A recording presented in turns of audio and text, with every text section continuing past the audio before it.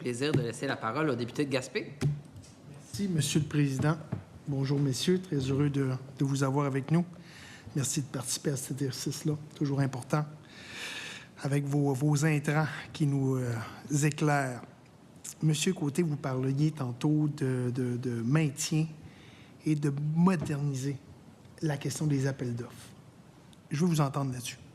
Développez ça un petit peu. Oui. Dans le fond, on sait que Hydro-Québec parle de grands projets de plus de 1000 mégawatts. Donc, ce sont des projets d'envergure. Et notre vision derrière ça, c'est un peu s'inspirer de ce qu'on voit dans d'autres secteurs, bon, notamment ce qui est discuté au projet de loi 62, ou par exemple des grands projets comme le train à grande fréquence, où il y a des appels d'offres pour présélectionner des partenaires qui vont contribuer à une co-construction en vue de préparer le projet. Évidemment, tous ces appels d'offres-là doivent inclure des conditions qui vont favoriser la participation des milieux, parce qu'on le sait depuis maintenant plus de 10 ans, tous les projets éoliens qui se sont développés au Québec se sont faits en copropriété avec des communautés, que ce soit des municipalités, des MRC ou des regroupements ou des communautés autochtones. Et ça, je pense que c'est précieux pour la suite. Puis d'y aller avec un processus qui permettrait, avec transparence, de choisir des partenaires, ce serait une façon gagnante là, pour nous d'assurer une livraison agile puis un contrôle des coûts également, parce que ça permettrait quand même une certaine concurrence au niveau des choix des partenaires.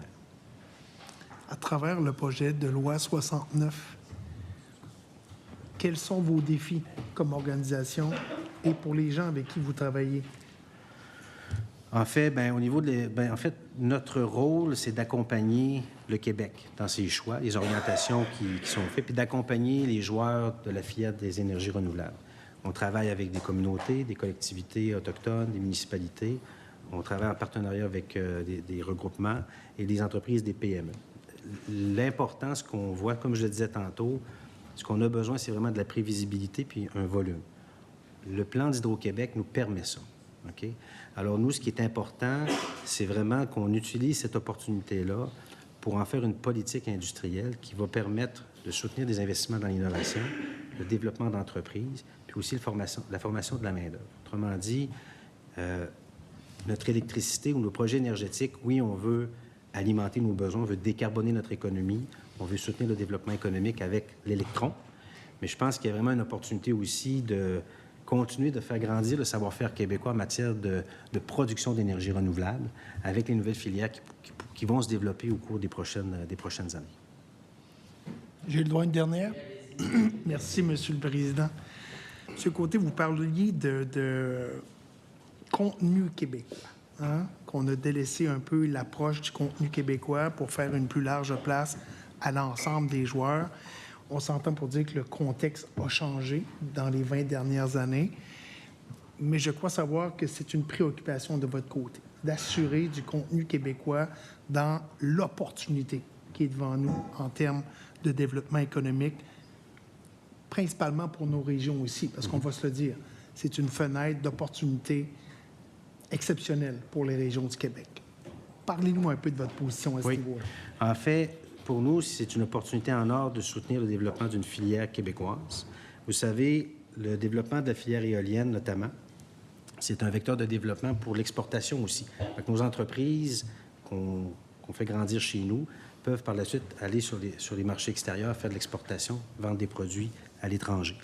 Pour nous, il y a vraiment une opportunité de formaliser ça.